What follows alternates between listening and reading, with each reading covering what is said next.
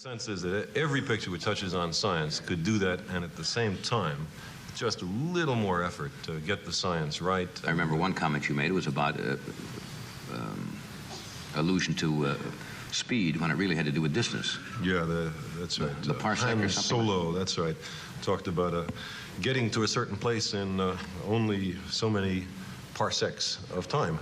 Yeah. Or speed. When it's a unit of distance, it's like saying that from here to San Diego is 30 miles an hour.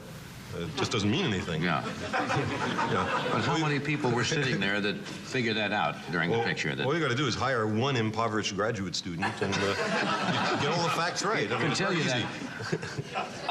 When Ray Bradbury was on here last night, and I think I've asked you this question before, because if I remember in Star Wars, they got up and they got in the spaceship and they were beyond the speed of light, right?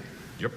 Now, as far as I guess science knows, that is supposed to be the finite limit of velocity, is the speed of light, and nothing can go faster than that.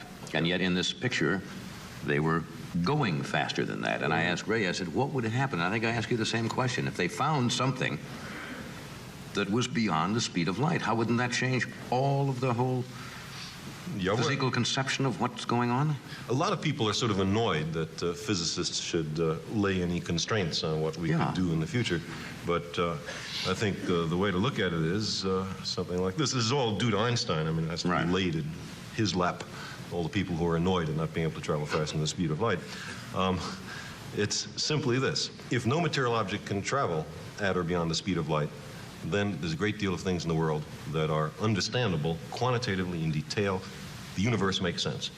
If it were possible to travel faster than the speed of light, then all of that comprehensibility breaks down, and there are a lot of awkward things that can happen, such as effects preceding causes. If you see what I mean. The light goes on, and then you walk to the switch to turn it, and things like that. Wasn't there a famous poem about that after Einstein's? There was a young lady from Bright. Named Bright, who could travel much faster than light.